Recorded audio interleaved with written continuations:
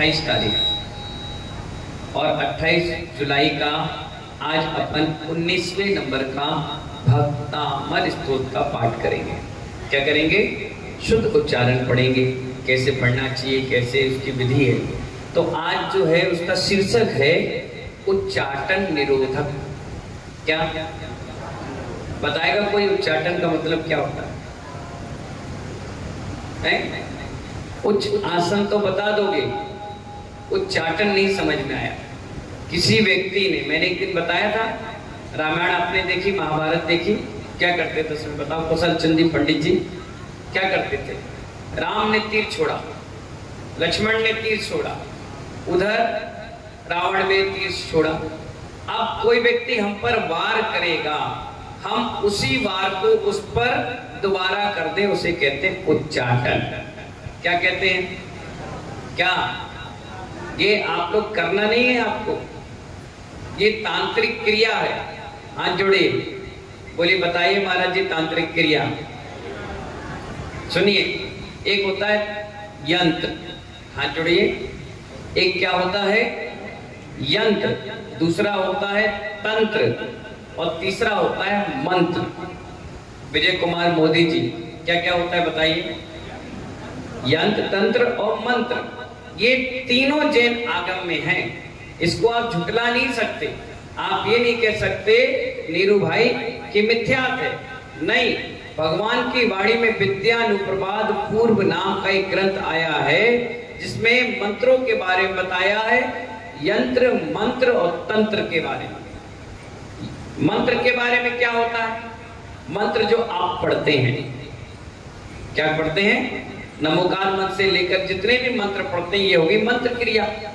और यंत्र क्रिया, इन्हीं मंत्रों को तांबे में, चांदी में, सोने में बनाकर, पीतल में बनाकर रख करके इस पर मंत्र क्रिया करते हैं, उसे कहते हैं यंत्र। और तंत्र क्या होता है? तंत्र यानी टोटका। तंत्र यानी टोटका। टोटका कैसा? बचपन में बच्चा जन्म लिया, कितने दिन का हुआ? महीने 2 महीने का। गले में आप क्या पहनाते हो? देखो मैं आप ही से पूछूंगा, बताओ। हाय, काले धागा है ना, पहनाते हो कि नहीं पहनाते? क्यों? नजर ना लगे। नजर का मतलब होता है टोटका। क्या होता है? जो गले में आपने धागा पहनाया वो टोटका है, इस व्यक्ति को नजर ना लगे। काजल लगाते हो, क्या है ये? टोटका है। किसी को नजर लग जाए मिर्ची और नींबू से, जूते चप्पल से और गंदी चीजों से उतारी जाती है, उसे क्या कहते हैं? अब आप कहोगे ये सब हम मानते नहीं हैं, तो फिर मूर्ति लाते हो तो काला धागा गले में क्यों डालते हो? मत डालो। और देखो, नजरें इतनी खराब होती हैं, इतनी बेकार होती है कि कांच जैसे तड़क जाते हैं। क्या हो जाते हैं? हाँ, धूप, उससे दीपक है, दीपक, उससे आरती उतार उतार कर नजरें उतारी जाती हैं। इतनी खतरनाक नजरें होती हैं। किसी ने इतना भी कह दिया, वाह कितना अच्छा, हाय बैठ गए, अरे वाह क्या बढ़िया बोलते हो, नजर लग गई। क्योंकि हमारी इम्यूनिटी पावर इतनी नहीं है कि उस व्यक्ति की नजरों को झेल जाए। क्या हो जाए? इसीलिए काला धागा, काला चंदन, काला काजल, दीपक से, मिर्ची से, जूते चप्पल से, गंदी चीजों से उसकी नजरें, क्योंकि गंदगी गंदगी से भागती है, अच्छाई से नहीं भागती। पुलिस वाला प्यार से चोर से पूछे तो कभी बताता कि मैंने चोरी की? क्या करता है वो? कितने अच्छा परिवार से हो, कितनी अच्छी जाति से हो, वो गाली देगा, 2 डंडे मारेगा, तभी वो बताएगा। ऐसी नजरें जब तक उसको गंदी चीजों से ना उतारी जाए, वो उतर ही नहीं सकती। इसलिए क्या करना चाहिए? इस मंत्र, यंत्र, तंत्र की चीजों को मानना चाहिए। हाँ है, पर इसी में रचना पचना नहीं चाहिए कि दिन भर इसी चीजों में रख दो। मालूम है एक टोटका है, अबे भैया एक बहुत बढ़िया टोटका है, बता दें? तुम कहोगे महाराज जी क्या बात बता रहे हो? जब विषय खुला है तो मैं उसमें PhD हूँ, इसलिए बंटी भाई मैं बताने का व्यवस्था, क्योंकि देखो मुझे मालूम है अगर आपको नहीं बताऊंगा तो आप मिथ्यात्व में फंसे रहोगे, आपको पता ही नहीं चलेगा कि ये भी चीज हमारे जैन दर्शन की निकली है। कोई शादी किसी की हो नहीं पा रही है या हुई नहीं है, अब उसके लिए बहुत बड़ा टोटका बताया गया यही मंत्र क्रियाओं में। उस व्यक्ति को, जिस व्यक्ति की शादी पक्की हो गई है और उसकी हल्दी चढ़ रही है, तेल चढ़ रहा है, मेहंदी लग रही है, उस व्यक्ति को ले जाओ जिसकी शादी नहीं हो पा रही है, दिक्कतें हैं, परेशानी है, उसके पास बैठा दो और बैठने के बाद जितनी मेहंदी बच जाए, जितनी तेल बच जाए, जितना हल्दी बच जाए, उस व्यक्ति को लगा दो तो ज्यादा ज्यादा 6 महीने में उसकी शादी पक्की। देखो कितने खुश रहे हो संसार की फंसने वाली बात पर। जो फंसे फंसाए वो ताली बजा रहे हैं, बेटा एक और हमारे कमेटी में शामिल हो गया। सोचिए, विचार करिए, ये बहुत बड़ा टोटका है। कोई खाना नहीं खा रहा, रो रहा है, चिड़चिड़ा रहा है, तो लोग क्या करते हैं, नींबू मिर्ची से उसकी नजर उतार देते हैं, दीपक से नजर उतार देते हैं, और लाल मिर्च और उसके अंदर डाल के सामग्री पीली सरसों से उतार देते हैं। और सबसे बड़ी नजर उतारने का तरीका ये है कि आप मंदिर जाइए, भगवान को स्पर्श करिए, उनकी शांति धारा करके गंधोदक लगा लीजिए, सारी नजर भाग जाएगी। सबसे बढ़िया। लेकिन क्या करें, साइकोलॉजी बनी हुई है, जब तक नींबू नहीं घुमाओगे जब तक नजर नहीं उतरी। साइकोलॉजी भी है ये। क्या है ये? मैंने एक दिन बताया था बटन का साइकोलॉजी, मैंने बताया था शमशान घाट का साइकोलॉजी। कुछ तो साइकोलॉजी आपने बना ली और कुछ आपका कर्म का उदय भी साथ में रहता है। इसलिए नजरें अगर है तो भगवान का अभिषेक पूजन करके आ जाइए, मंदिर में दर्शन करके आ जाइए। उस दर्शन के प्रभाव से वर्गणाएं ऐसी आपके टच होंगी, सारी नजरें आपके ठीक हो जाएंगी। बाकी आपका कोई पूर्व नियोजित कर्म है, पाप है, तो उसके लिए भगवान भी यहाँ और ये मुनिराज भी कुछ नहीं कर सकते। मालूम है, अकृत पुण्य की बहुत बड़ी कहानी है। अकृत पुण्य की कहानी सुनी कभी? नहीं सुनी? हाथ जोड़ी। बहुत शॉर्ट में समझा रहे हैं, समझने का प्रयास करना। बोलो। कर्म का उदय किसे कहते हैं? दुर्भाग्य किसे कहते हैं? इसे कहते हैं एक व्यक्ति ने मंदिर के द्रव्य का हरण किया। क्या किया? पहले के समय में माली नहीं होते थे मंदिर में। जिस व्यक्ति के हाथ में चाबी होती थी, उस व्यक्ति की साफ सफाई, रख रखाव और मंदिर की व्यवस्था बनाने की जिम्मेदारी होती थी। उसको कहते थे सेवक। क्या कहते थे? अब अध्यक्ष और मंत्री बनने लगे, चाबी तो माली पकड़ता है, ना वो साफ सफाई करे, ना द्रव्य बनाए, ना अभिषेक करे, ना रखवाली करे। अब तो चौकीदार रखने लग गए।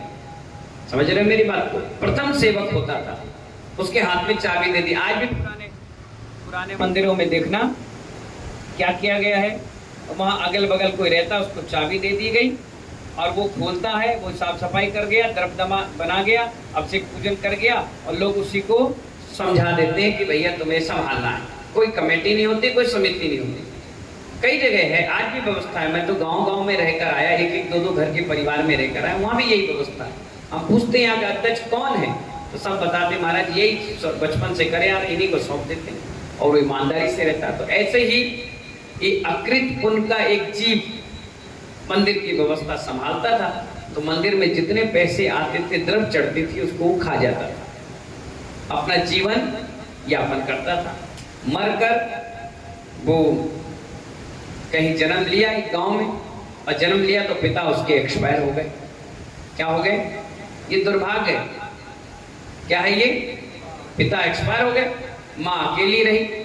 अब माँ के पास कोई ऐसा व्यापार भी नहीं था, खेती किसानी नहीं थी, व्यवस्था नहीं थी, तो अब यापन कैसे करे जीवन? तो इधर उधर काम करके अपना गुजारा करती थी। ये भी दुर्भाग्य है। सुन लीजिए, क्या दुर्भाग्य और क्या सौभाग्य, इसको समझने का प्रयास कीजिए। दुर्भाग्य था कि वो दूसरों के यहाँ काम करती थी। एक दिन जब खेती से धान, गेहूं, बाजरा, अनाज आ गया, तो उसके लिए लेबर, लेडीज लगाई जाती है उसको साफ करने के लिए। गांव में देखना, साफ सफाई कर रहे हैं, बोरों में भर रहे हैं, पैकेट बना रहे हैं, तौल रहे हैं। ये काम किसान, छोटे छोटे व्यापारी मिल करके काम करते हैं। 100 रुपए 200 रुपए उनको मिल जाते हैं आज के समय में। पहले के समय में ऐसा होता था, 1 बीघा अगर आपने अनाज निकाल कर कटाई करके लाए हो तो 1 टोकरी आपको अनाज दिया जाएगा। 2 टोकरी देगा, 3 देंगे, 3.5 देंगे, 1 बीघा में फिक्स है, भर के लेते हैं, आज भी लेते हैं। तो वो लेडीज काम ढूंढने के चक्कर में एक व्यापारी के यहाँ पहुंच गई। वहाँ मैनेजर था, उससे पूछा उसने कि भैया यहाँ काम मिल जाएगा क्या? बोले हाँ काम मिल जाएगा, लेकिन ध्यान रखना 1 बीघा में 1 बोरे में 1 पसेरी मिलेगी। पसेरी जानते हो? 2-2.25 किलो की होती है। 1 बोरा भर के पैक करके साफ करने में 1 पसेरी मिलेगी। उसने कहा 1 पसेरी 1.25 नहीं दोगे क्या? बोले नहीं नहीं नहीं नहीं नहीं, सेठ जी डांटेंगे। इतने में क्या हुआ, वहां पर वो सेठ जी दूर से देखने लगे कि एक महिला 1.25 और 1 की बात कर रही है। उसने कदम बढ़ाया, चलो मैं उससे बात करूं, लेकिन उसने कदम वापस पीछे खींच लिया। क्यों मालूम है? वो उसका भाई था। कौन था वो? यानी वो मामा के यहाँ काम करने गई थी, बच्चे के मामा के यहाँ काम करने गई थी। सोचिए कितना बड़ा स्वाभिमान, चाहती तो अपने भाई से मांग लेती, कितना बड़ा करोड़पति आदमी था। लेकिन जब तक आपके पुण्य का सिस्टम नहीं बनेगा, आपको कोई पानी पिलाने वाला भी नहीं मिलेगा। पुण्य है तो बच्चे लायक हैं, पुण्य नहीं है किसी जैसा तो नालायक है, कोई काम के नहीं। पुण्य रहना चाहिए अपना। क्या होना चाहिए?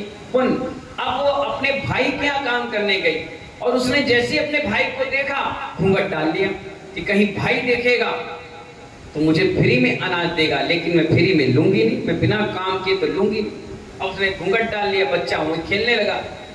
भाई ने भी देख लिया मेरी बहन है, उसने सोचा अगर मैं जाऊंगा तो ये भाग जाएगी, काम नहीं करेगी, फिर गरीब बेचारी परेशान होगी। उसने क्या किया, मैनेजर को बुलाया, ये लेडीज देख रहे हो सफेद साड़ी में? बोले हाँ हाँ, इसको 3 पसेरी अनाज देना। भाई साहब 1 आपने कहा, 3 क्यों? बोले जितना कह रहे हैं उतना करो। अब वो ये भी नहीं कह सकता कि मेरी बहन है, इज्जत खराब हो जाएगी। तो उसने कहा नहीं, सबको 1 पसेरी दे रहे हो, इसको 3 पसेरी दे रहे हो। उसने कहा ठीक है, जितना ये काम करे उससे 3 गुना इसको दे देना बस। बोले क्यों? बोले बस, आगे बात मत करो। तो वो चला गया। बहन काम करती रही, बच्चा खेलता रहा। कई बार आप देखना, जैसे अपने आप ही भोजनशाला में काम करे तो उनका बच्चा क्या है, दिन भर खेलते रहता है। ऐसे वो बच्चा जिसका नाम था अकृत पुण्य, क्या नाम था? हम शाम के पूछेंगे क्या नाम था? अकृत, बोलो अकृत पुण्य। अब वो खेल रहा था। अब क्या हुआ, जो मामा थे उनकी वाइफ थी, उनका भी एक बच्चा था। तो माई ने बनाई खीर। क्या बनाई? माई ने बनाई खीर और अपने बेटे को बुलाया, सुनो इधर आओ, लो खीर खाओ। वो खाने लग गया। अब जो भांजा था वो खेलता खेलता उसके पास खड़ा हो गया। उस लड़के ने देखा इसको भी खीर चाहिए है। माँ चली गई थी उसकी माई। उसने बोला आओ तुम भी खाओगे? हाँ। तो बोले लो खाओ। जैसे एक कौर खाया, माई दोबारा पानी लेकर आई बच्चे के लिए। उसने देखा, ये बताओ नौकर, उसे नहीं मालूम था ये मेरे बहन का नंद का लड़का है। उसने देखा नौकर और मेरे बेटे के साथ खा रहा। उसने उठाया, सटा सटा सटा, 3-4 चांटे लगा, गाल सूज गए। बच्चा तिलमिला के रो पड़ा। छोटा सा बच्चा 6-7 साल का रोने लगा, बिलखने लगा। उसकी माँ दौड़ कर आई, क्या हो गया? मैं खीर खाने गया था, मुझे मारा। माँ मुझे भी खीर चाहिए, बनाओ। माँ बोली बेटा काम कर ले, अनाज मिलेगा, घर पे जाकर खूब खीर खाएंगे। प्यार से दिलासा दिला दी। बोले फिर मारेगा तो कोई नहीं? बोले नहीं, हाथ भी नहीं लगाएगा। अपना कमाया हुआ धन है ना, अपना है, पराया था, ठीक है। बेचारा पुचकार के आंसू पोंछ कर उसको अपनी आंचल में बिठा के काम करना प्रारंभ करते। देखिए दुर्भाग्य किसे कहते हैं और सौभाग्य किसे कहते हैं। मैं इसलिए कहता हूं कि हमेशा अपने भाग पर इठलाना नहीं चाहिए। आज कोई अर्श पर है तो फर्श पे पहुंचेगा, जो फर्श है तो कभी अर्श पे भी पहुंचेगा। कभी किसी को छोटा नहीं हाथना चाहिए। एक चींटी हवा से उड़ जाती, फूको उड़ जाएगी, लेकिन वही चींटी जब हाथी के सूंड के अंदर घुस के काट लेती है तो हाथी भी मरणसान यानी मर जाता है। इतना बड़ा बलशाली वो चींटी होती है। इसलिए कभी छोटे व्यक्ति को ये नहीं सोचना ये छोटा नहीं, कब क्या कर जाए, क्या गोली इतनी सी होती है घुसती है ना तो छोटा छेद करती है, लेकिन पीछे फाड़ देती है, आदमी की जान तक ले लेती। अब हुआ क्या, बेचारी माँ ने समझा बुझा लिया, और दिन भर धूप में अनाज साफ सफाई करके बोरे भरते भराते टाइम हो गया। अब ना तो उसके पास कोई व्यवस्था थी ना कोई सामग्री थी, तो उसने मैनेजर ने बोला हाँ भाई लाओ बर्तन लाओ, अनाज ले लो। उसने कहा मेरे पास तो बर्तन नहीं है। उस लड़के ने गमछा डाल रखा था, देखना लेबर एक गमछा रखती सिर पे सामान मान रखने, गमछा खोला और रख दिया, बोले इसमें दे दो। उसने एक पसेरी दी, वो बांधने लगी, बोले नहीं नहीं नहीं आपको 3 पसेरी दी जाएगी। बोले क्यों, हमने तो एक ही पसेरी का काम किया है, हमने सवा मांगा था, आपने एक बोला, आप एक ही दो। बोले नहीं, सेठ जी का ऑर्डर मिला है कि 3 पसेरी आपको देना है। बोले सेठ जी को क्यों ऑर्डर मिला, हमने तो एक ही काम किया। बोले नहीं, कहाँ है? तो माँ थी, उन्होंने कहा ठीक है दे दो। उसने लिया, अकृत पुण्य यूं गोठी बांधी और डंडे में बांधा और निकल पड़ा। मालूम क्या हुआ, जब तक पुण्य नहीं होता है ना कुछ नहीं चलता। पुण्य था 1 पसेरी का, जबरदस्ती दे रहे थे तो 2 पसेरी, उस कपड़े में एक छोटा सा छेद था, टंगे टंगे चलते चलते रास्ते भर में वो धान अनाज गिरता हुआ गया। जब माँ ने कहा खोलो पोटरी तो 1 पसेरी निकला। बोले ये कहाँ चला गया, कहाँ चला गया? तो उसने कहा हमने तो खाया नहीं, हमने गिराया नहीं। जब कपड़ा उठाकर ऐसा देखा तो उसमें छेद था। बोले हमारा नसीब ही बेकार है, दुर्भाग्य है, इतना कुछ होने के बाद में हमारे नसीब में नहीं मिल रहा। माँ ने बोला चलो बेटा कल थोड़ा सा दूध लाएंगे और कल इसकी बढ़िया से खीर बनाएंगे, तुम और हम मिलकर इसको खाएंगे। उसने कहा ठीक है माँ। सुबह हो गई, माँ ने धान वान सब कुछ काट के सब बढ़िया बराबर किया, दूध लाया और खीर बनाने लग गई। बच्चा बाहर खेलता रहा कि अब तो मुझे खीर मिलेगी, अब तो मेरी मनपसंद चीज बढ़िया मीठी खीर मिलेगी। बाहर खेलता रहा, जैसी बन गई माँ से बोला माँ बन गई क्या खीर? रुको। फिर थोड़ी देर बाद माँ बन गई क्या खीर? अरे रुको भैया बन रही। माँ बन गई क्या खीर? अरे पराठ खाएगा क्या? अभी बन रही, रुक जा। जैसी बन गई बोली सुनो बेटा, हमने अपनी कमाई से भोजन बनाया है ना, इसमें सबसे पहला हक अतिथि का है। किसका? अतिथि कौन? दिगंबर संत। पहला हक किसका है? दिगंबर। देखिए कितनी गरीबी की हालत है, दुर्भाग्य है कि अपने भाई के यहाँ काम करके पैसे मतलब अनाज ला करके अपना जीवन यापन कर रही है, फिर भी दिल इतना बड़ा है, कह रही कि नहीं, पहला हक दिगंबर संत का है। 1 कटोरी खीर बनी, 4 हिस्सा बनाया, 1 हिस्सा अपने लिए, 1 हिस्सा अकृत पुण्य के लिए और 2 हिस्सा उसने मुनिराज के लिए रख दिया कि ये 4 हिस्से की खीर है, 2 हिस्सा मुनिराज के लिए, 1 तेरे 1 मेरे लिए, हो गया काम खत्म। अकृत पुण्य खुश। बोले तो फिर लेके आओ महाराज को। उन्होंने कहा महाराज ऐसे बुलाने से आते हैं क्या?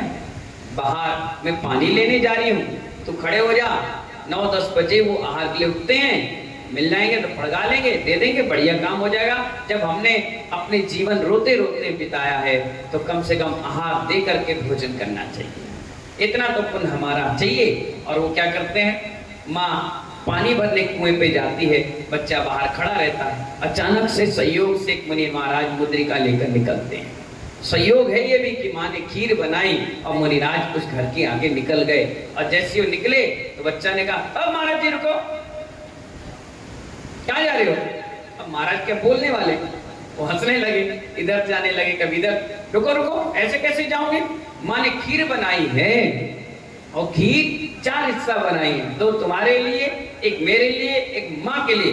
2 हिस्सा तो तुम्हें खाओगे तभी तो हमें मिलेगी, ये तो माँ मुझे भगा देगी, खीर नहीं खाने दे। कल भी हम पिटे, आज भी पिटेंगे, नहीं हमें तो खीर खाना है, पहले तुम रुको रुको। अब महाराज क्या रुकने वाले, विधि लेके जाने लगे। आखिरकार उसको माँ दिख गई आती हुई, देखो देखो माँ आ रही, आपको जाने नहीं देगा। उसने आए और उसके दोनों पैर के सामने गिर पड़े। अब महाराज तो गिर गया तो महाराज रुक गए। जैसे रुके, महाराज की विधि थी, कोई कलश लेकर के महिला खड़ी होगी तो मैं उससे पढ़ूंगा। और वो महिला जैसी आई पानी लेकर, महाराज उसके सामने खड़े हो गए, पड़गान हो गया। माँ अंदर कमरे में ले गई, उच्चासन और पूजा पाठ करके मुद्रिका खुलवा कर आहार प्रारंभ किया। पहला ग्रास उसने खीर दी, महाराज ने तुरंत ले ली। दूसरा ग्रास दिया, उन्हें फिर ले ली। अब माँ ने ये सोचा कि मुनिराज अंजलि बार बार कर रहे हैं, एक काम करती हूँ, मैं तो खीर कल परसों नरसों कभी भी खा लूंगी, कोई दिक्कत नहीं। मुनि महाराज को दे देते हैं। तो उसने अपने हिस्से का भी खीर किसको दे दी? मुनि महाराज को। तीनों हिस्सा की खीर चले गई। अब बच्चा बाहर खड़ा, वो देख देख के आनंद ले रहा है। माँ और दो, बढ़िया खिलाओ, जल्दी खिलाओ तो फिर हम भी खाएं, जल्दी दो, बहुत अच्छे से दो, बढ़िया दो। इतने पवित्र भाव बना रहा है और इतना बोलते बोलते उसके मुंह से निकल गया, माँ मेरे हिस्से की भी दे दो। क्या कहा उसने? मेरे हिस्से की भी खीर मुनिराज को दे दो। माँ ने सुना कि बच्चा कह रहा है, चलो अपन बच्चे को अगल बगल थोड़ा बहुत दूध, थोड़ा बहुत चावल लगा वो चटवा देंगे, इसका मन रखवा देंगे। आज मुनिराज बड़े किस्मत से, सौभाग्य से मिले हैं, हम ये भी इनको खिला देते हैं। और चौथे अंजलि की खीर भी उन्होंने क्या करी, उनके अंजलि में डाल दी। और जैसे मुनिराज ने अंजलि छोड़ी, कुल्ला किया और आशीर्वाद देकर निकल गए। जैसे निकले बच्चा दौड़ गया, हाँ लाओ खीर। माँ ने कहा, खीर तो खत्म हो गई बेटा। कैसे खत्म हो गई? तुमने कही थी एक हिस्सा तुम्हारे लिए, कल पिट के आए, अनाज लेकर आए, कितनी मेहनत करके आए। तो उन्हें कहा ठीक है अभी दे रहे हैं। उसने चम्मच डाली, किसमें?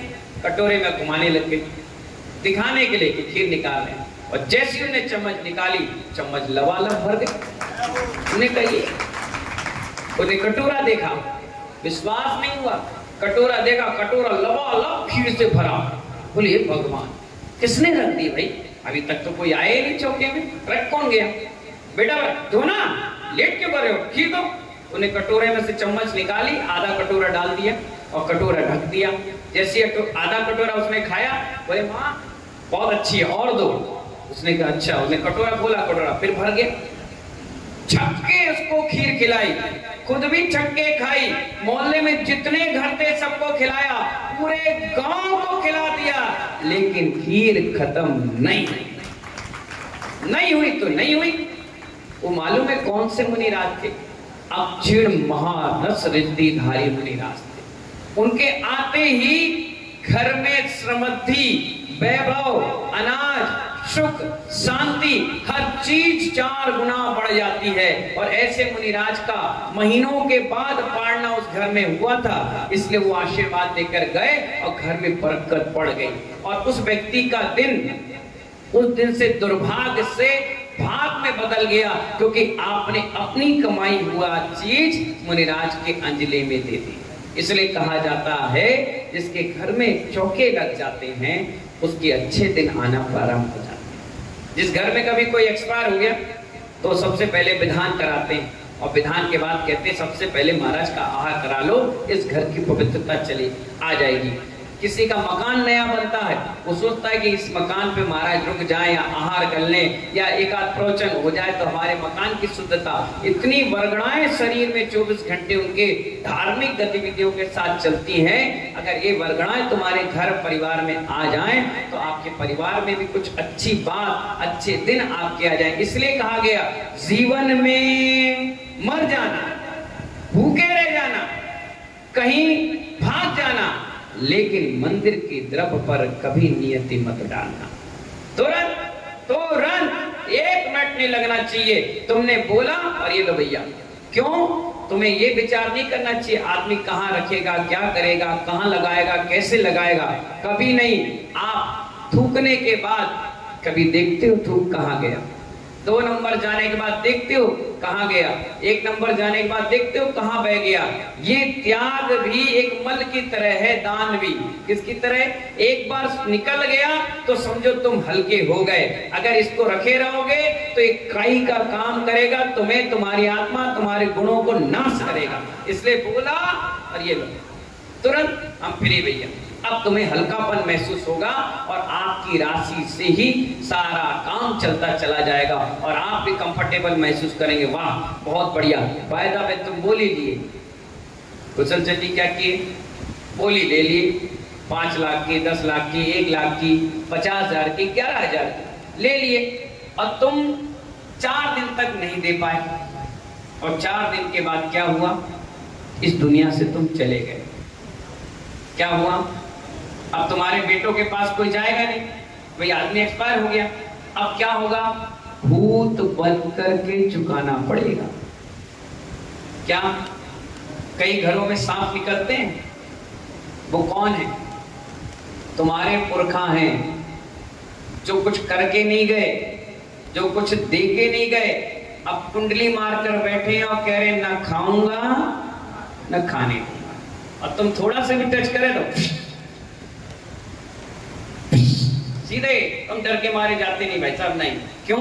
क्योंकि उनको मालूम है ना तो मैं दान देकर गया और ना दान करके गया, इसलिए सांप बन करके उसी कुंडली में बैठा हूं, न कर पा रहा। इसीलिए आपको मेरी बहुत बड़ी हिदायत है, बहुत अच्छी सलाह है, फ्री की सलाह है।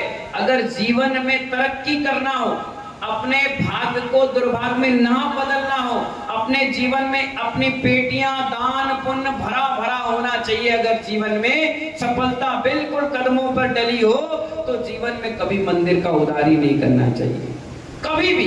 चाहे समिति हो चाहे ना हो, आप तो गुल्लक में डाल दो पर्ची लिख कर कि ये दान मेरा गुल्लक में, भाई साहब अपन को फ्री करो। हम पर बोझ रहेगा तो हमें नरक जाना पड़ेगा, डंडे पड़ेंगे, तिरंज बनना पड़ेगा, गधा घोड़ा बनकर चुकाना पड़ेगा। हमें नहीं करना भाई साहब, छोड़ो, तुरंत दो, तुरंत दान, महाकल्याण। सीधी क्लियर बात करना चाहिए, इससे आप भी सुरक्षित और हम भी सुरक्षित। मुंह देख करके काम नहीं, किसने दिया कि नहीं दिया, हम नहीं देंगे। अरे वो तो जाएगा खाई में, कुएं में, तुम भी गिरोगे क्या?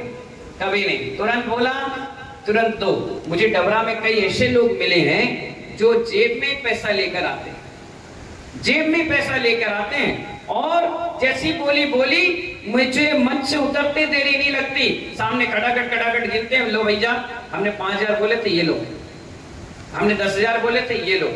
और कई लोग अगर लेट भी हो जाते हैं, किसी कारण से हो गए, वो संसार है, लेली बोली अगर नहीं हो पाई तो वो बोल देते हैं भैया 1 महीने में देंगे, कोई दिक्कत तो नहीं। समिति कहती है हाँ कोई बात नहीं, ठीक है। जब 1 महीने में देते हैं ना तो 11,11,111 है तो 1,12,112 देते हैं। सामने वाला आपके तो 11 की थी, बोली आप 12 क्यों दे रहे हो? बोले भाई साहब अगर मैं व्यापार में इस पैसे को लगाता तो इतना पैसा तो ब्याज का कोई भी लेता, ये तो मंदिर है, अगर मुझे ज्यादा देने का सौभाग्य मिल रहा है तो ये भी मेरा पुण्य है, आप तो 12 की रसीद पर। कई बार आते हैं, जैसे बरासों में मैं था, कोई बोली लेके गया, 2 महीने के बाद देने आया, 71,000 की बोली थी, वो 75 दे गया। हमारे पास हमारे एम्प्लॉय आए, बोले महाराज जी वो 75,000 रुपए देगा, उनकी बोली कितने की थी? मैंने कहा देख लो। उन्होंने कहा 71,000 की थी, 4,000 एक्स्ट्रा क्यों दिए? मैंने बुलाया, आपने 4,000 रुपए क्यों एक्स्ट्रा दिए? बोले महाराज जी अगर ये पैसा व्यापार में लगता तो मैं 40,000 कमाता, मैं तो 4 ही दे रहा हूँ, 36,000 तो ब्याज आज भी मेरे सर पर है। तो इतने लोग भी, और तरक्की भी होती है। अभी बनारसों में एक व्यक्ति आया 4 साल 5 साल पहले, मैं जब वर्षा योग कर रहा था, आगरा का था, और प्रॉपर्टी का बहुत बड़ा बिजनेस था उसका। उसकी 6-8 महीने से कोई प्रॉपर्टी बिक नहीं रही, कलेक्शन नहीं आ पा रहा, ब्रोकर है नहीं आ पा रहा, बड़ा परेशान हो रहा था। उसने गाड़ी उठाई, बोले चलो अब तीर्थ बंदना करने चलते हैं, पुण्य बढ़ाते हैं। वो आगरा से निकला, फिरोजाबाद, एटा, मैनपुरी, करल, घिरोर, इटावा, उमरी, भिंड के बाद वो हमारे पास ग्वालियर, फिर सोनागिर, डबरा, चारों तरफ यात्रा के लिए निकला। जब वो बरासो पहुंचा तो पहुंचने के बाद मैंने कहा अरे क्या बात है भाई, आज आप आगरा से? हाँ महाराज जी हाँ। अच्छा अभिषेक कितने बजे होगा? मैंने कहा 8 बजे। बोले ठीक है मैं धोती पहन के आता हूँ। मैंने कहा अरे वाह, बहुत दिनों बाद आदमी मिला। आया, अभिषेक पूजन पाठ करके गया। मैंने कहा चलो आहार दे लो, बढ़िया आहार दे लेना, टाइम है आहार का, चलो आहार दे लिया। मैंने कहा भोजन कर लो। बोला मेरा मंदिर में खाने का नियम नहीं है, मैं मंदिर में नहीं खाता, मेरा टिफिन है, मेरी वाइफ बना के रख गई है, मैं वही खाऊंगा। मैंने निकाल के खा लो। बोले पानी और गिलास तो मंदिर का यूज होगा। मैंने कहा नहीं मैं नहीं करूँ, मैं गाड़ी में कर लूंगा। मैंने कहा अरे यहाँ से भूखे जाओगे, लोग क्या कहेंगे? बोले नहीं नहीं नहीं मुझे जान दो। और गया, जा करके 1 महीने के बाद फिर वापस आ गया। मैंने कहा अरे फिर आज अचानक? बोले महाराज जी 3,88,000 रुपये लेकर आया हूँ। मैंने कहा काहे के लिए? बोले महाराज जी जब मैं यहाँ दर्शन करने आया तो दर्शन और पूजन करके आपको आहार दिया तो मेरे पास फोन आया कि आपकी 3 करोड़ रुपए की प्रॉपर्टी बिक गई है, आप आइए और अपने पैसे ले जाइए। मैं इस मंदिर में जैसे अभिषेक पूजन करा था, मुझे ऐसा लगा तो शायद इसी मंदिर से मेरा निमित्त बना हुआ है। उसने कहा, उसी समय मन में सोच लिया था कि इसका 1% पैसा मैं मंदिर में लाकर दूंगा। अब 3,88,000 रुपए मुझे देना है, मैं बोल कर नहीं गया, लेकिन मैं मन बना कर लाया था। अभी 3 लाख नहीं, अभी मैं 4.5 दूंगा। क्यों? क्योंकि 2 महीने में 1 महीने लेट हो गया, इसलिए पैसे में दान देना चाहता हूं। ऐसा भी भवजीव इस काल में आज भी मौजूद है महानुभाव। और आप लोग ये क्या सोचते हो, 11,111 हुआ तो 11,000 दे दिया, अब 111 नहीं दिया, जबकि बोला क्या गया था? वो बोल दिया मतलब वो लिख गए। और आपने भी हाँ बोला, आपने भी टीका लगाया, आपने भी पटका पहना, आपने भी मोमेंटो लिया, आपकी फोटो खींची, आपकी वीडियो चलेगी, आपके पोस्टर लग गए, ये सारा खर्चा मंदिर से जुड़ गया है। अब मैं ब्याज के आपको देना चाहिए क्या? क्या कहा मैंने? हाँ, कई बार ऐसे मंदिर हैं, मंदिर बन रहा है, लोग क्या कहते हैं, मंदिर बन जाएगा तब देंगे। ये मूर्खों जैसी बात होती, मंदिर बन जाएगा तब देंगे, पहले दो तब तुम्हारे पैसे से मंदिर बनेगा। मंदिर के पैसे से मंदिर बन गया तो हे डबरा वालों, तुम्हें क्या पुण्य मिलेगा? तुम्हारा पैसा तो बैंक के अकाउंट में जमा हो गया, फिर कमेटी लड़ेगी, मैं तेरा दुश्मन, मैं अध्यक्ष, मैं मंत्री। जिस मंदिर पे कर्ज होगा उस पर कोई अध्यक्ष कभी नहीं बनेगा। जिस पर प्रॉपर्टी होगी, पैसा होगा, उस पर सब फुक्कार मारने बैठेंगे।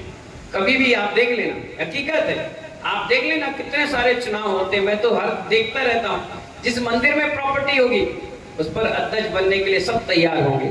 और जैसे चिनौर है, सीमक है, बनार के बनवार, वहां अध्यक्ष बनने के लिए कोई नहीं आएगा।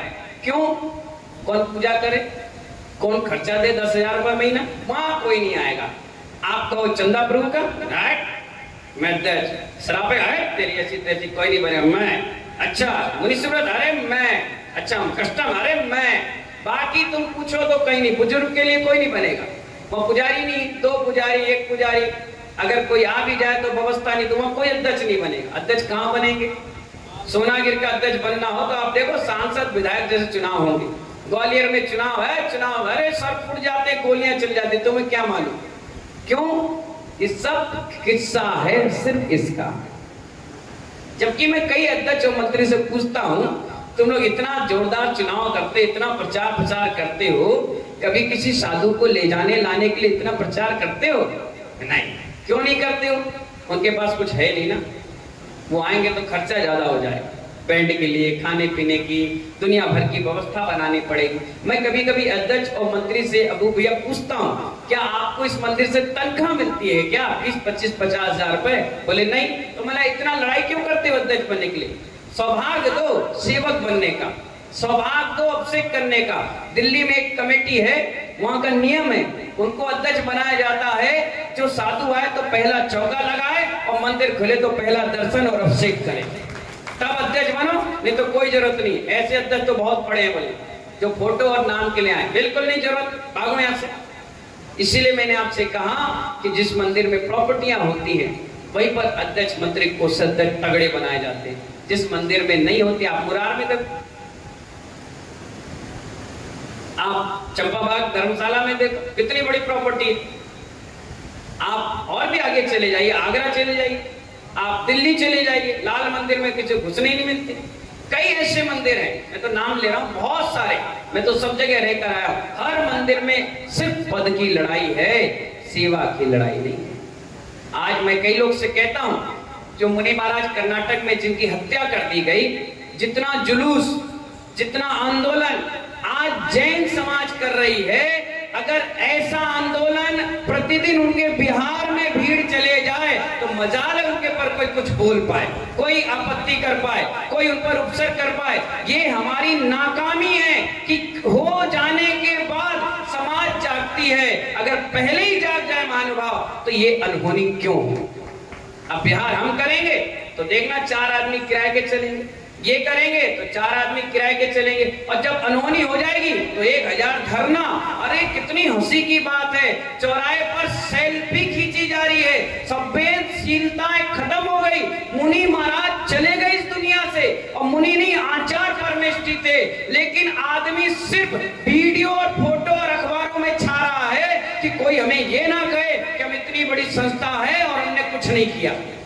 आप भी किसी के मरे पर जाते हो तो निगाह भी नीचे होती है, चेहरे पर हंसी नहीं होती, गमहीन माहौल होता है। व्यक्ति सोचता है कि हमारे बीच से कोई व्यक्ति चला गया, और आप सोचिए चौराहे पर बैठे फोटो खींच रहे, भाषणबाजी चल रही है। अगर जितने लोग भाषण दे रहे हैं और फोटो खिंचा रहे हैं, उनसे पूछो एक बार इत्मीनान से, शांति से बैठ कर कि भैया जिसके लिए तुम आंदोलन कर रहे हो, कभी तुमने चौका लगाया? कभी तुमने उनका कमंडल पर करके बिहार कराया? नहीं नहीं नहीं। तो किसने कराया? किराए के टट्टुओं ने, किराए के व्यक्तियों ने। इसलिए तो जैन समाज में जैन मुनियों की कमी हो गई, कोई नहीं बनता। माँ बाप भी देखते हैं मुनियों की हालत, उनके बिहार की व्यवस्थाएं, उनकी आहार की व्यवस्थाएं, इसलिए लोग भी धीरे से पीछे। एमबीए खूब मिलेंगे, सीए खूब मिलेंगे, आईएएस आईपीएस मिलेंगे, कलेक्टर मिलेंगे, दुनिया भर के मिलेंगे, लेकिन मुनियों की संख्या कम मिलेगी। इसकी जगह श्वेतांबर समाज में देखिए वो कितना साधुओं के प्रति अग्रसर रहती है। अगर आपसे कह दिया जाए कि 4 टाइम मुनिराज पढ़ा रहे हैं, हम तो एक ही टाइम आ पाएंगे, और ट्यूशन 4 की जगह 6 पढ़ेंगे। उसमें व्यवस्था है ना, यहाँ कोई व्यवस्था नहीं है। यही आपकी BMW लगा दें आपके घर के सामने और 56 भोग यहाँ रख दें, तो मालूम है BMW के ऊपर भी लोड करके आओगे? नहीं मालूम, कीमत नहीं समझते आप। जिस दिन कीमत समझोगे, जब तक हाथ से रस्सी निकल चुकी हो। आज रो रहे बड़े बड़े शीर्ष के नेता, बड़े बड़े समिति महासभा, दुनिया भर के लोग रो रहे, चिल्ला रहे, हमारे साधु की रक्षा करो। हमारे एक पुलिस वाला तुमसे पूछ ले कितने बिहार में गए तुम, क्या किया?